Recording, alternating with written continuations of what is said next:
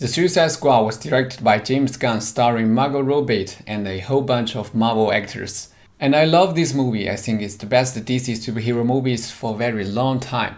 And actually, it's a soft reboot of the Suicide Squad movie in 2016. Because the story is basically the same one. The plan is to get a bunch of bad guys in the prison to finish a very dangerous job. This time they have to get into a small island country to destroy a evil laboratory. Speaking of the movie 2016, it's still my most disappointed movie like ever. I only wish the movie theater would play the trailer for like 2 hours instead of playing the real one. Anyway, come back to this one. For me, this is a very surprise work. I know Gunn is a good director. The Galaxy series prove he's very good at the comic heroes, especially getting so many heroes in one movie.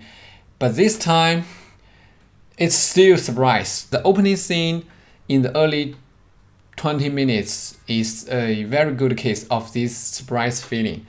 The heroes in the teams, they died one after one in so many funny ways. I thought he went too far this time.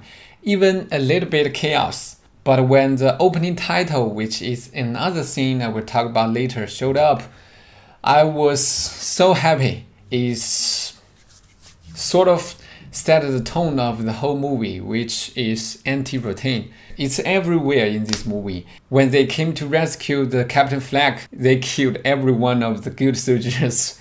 And when Harry got caught, the local people treated her like a superstar. And when you thought there's a relationship between her and the president, she just killed him.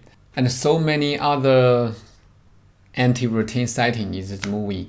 Last but not least, the final boss. Before the boss show up, I thought it's gotta be a badass monster.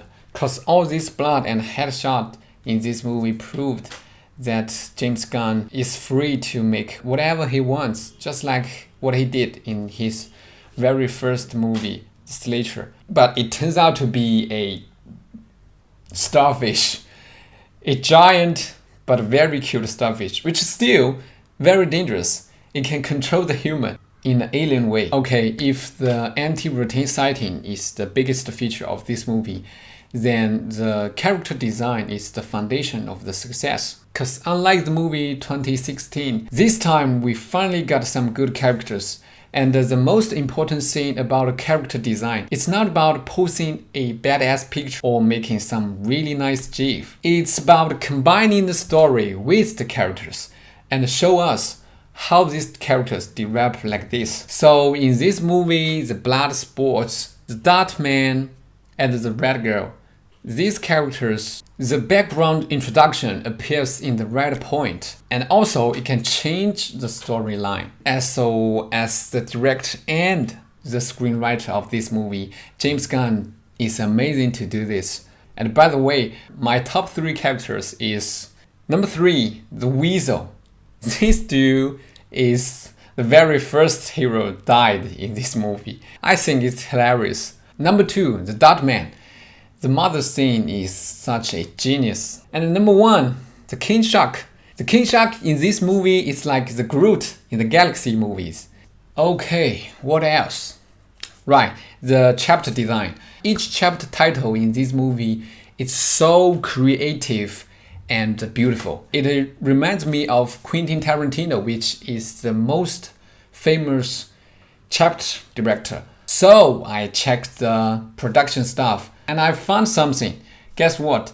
The editor, Fred Raskin, is Quentin's long-term editor. Kill Bill, Django Unchained, The Hateful Eight, Once Upon a Time in Hollywood. All these good movies edited by this good guy. So as a comic movie, the editing and the writing is top class. The Suicide Squad is a fun, entertaining comic movie. James Gunn found the right way to unlock these DC heroes. I'm very excited, looking forward to Guardians of the Galaxy 3 and some new works from these DC comic heroes. Okay, that's it. Thank you so much for watching. Thumbs up if you liked my video, and I will see you guys in the next one.